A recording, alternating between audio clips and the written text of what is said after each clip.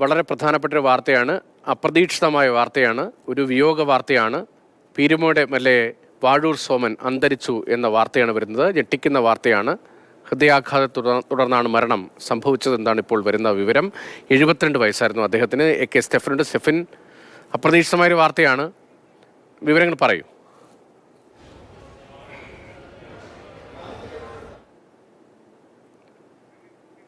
സ്റ്റെഫിൻ.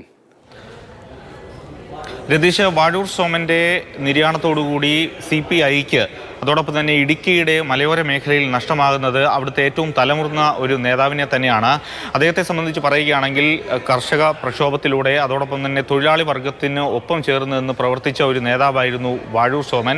അദ്ദേഹത്തിൻ്റെ ജീവിതാനുഭവങ്ങൾ അത്രയധികം കൈപ്പേറിയതായിരുന്നു എന്ന് പറയാം. അദ്ദേഹത്തിന് ശാരീരികമായ ഒരുപാട് ബുദ്ധിമുട്ടുകൾ ഈ സമര കാലഘട്ടത്തിൽ ഉണ്ടായിട്ടുണ്ട്. അതൊക്കെ അദ്ദേഹത്തിൻ്റെ ജീവിതത്തെ ഒരുപാട് തന്നെ ബാധിച്ചിട്ടുണ്ട്. അദ്ദേഹത്തിൻ്റെ ഒരു പ്രായം ചെന്ന അവസ്ഥയിലാണ് ഒരു പക്ഷേ MLA ആകുന്നതിന് വേണ്ടി പോലും അദ്ദേഹത്തിന് കഴിഞ്ഞത്, അല്ലെങ്കിൽ ജനപ്രതിനിധി എന്ന നിലയിലേക്ക് ഉയരുന്നതിന് വേണ്ടി അദ്ദേഹത്തിന് കഴിഞ്ഞത് ആ ഘട്ടത്തിൽ മാത്രമാണ്.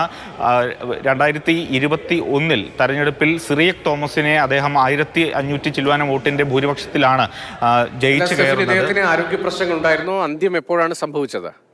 രതീഷ്, അല്പം മുമ്പ് തിരുവനന്തപുരത്തെ സ്വകാര്യ ആശുപത്രിയിലായിരുന്നു അദ്ദേഹത്തിൻ്റെ അന്ത്യം സ്ഥിരീകരിച്ചത്. അദ്ദേഹം ഇന്ന് ഒരു ഔദ്യോഗിക പരിപാടിയിൽ മന്ത്രി K. രാജൻ ഉൾപ്പെടെയുള്ള ആളുകൾ പങ്കെടുത്ത ഒരു പരിപാടിക്കിടെ അദ്ദേഹത്തിൻ്റെ ദേഹാസ്വാസ്ഥ്യം ഉണ്ടാവുകയും അദ്ദേഹത്തെ തിരുവനന്തപുരത്തെ ശാസ്തമംഗലത്തെ ഒരു സ്വകാര്യ ആശുപത്രിയിലേക്ക് കൊണ്ടുപോവുകയായിരുന്നു. ഹൃദയാഘാതത്തെ തുടർന്നായിരുന്നു അദ്ദേഹത്തിൻ്റെ അന്ത്യം ഉണ്ടായത്. അല്പസമയം മുമ്പാണ് അദ്ദേഹത്തിൻ്റെ മരണം സ്ഥിരീകരിച്ചത്.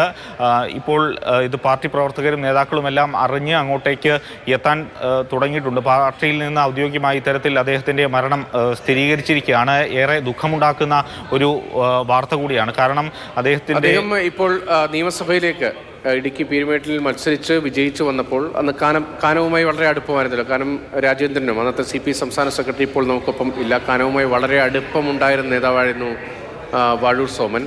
അദ്ദേഹം പീരുമേട്ടിൽ വിജയിച്ചു കഴിഞ്ഞു. ഇപ്പോൾ ഈ ദൃശ്യങ്ങൾ കാണുന്നത് അദ്ദേഹം ജീപ്പിലായിരുന്നു സഞ്ചരിക്കുന്നത്.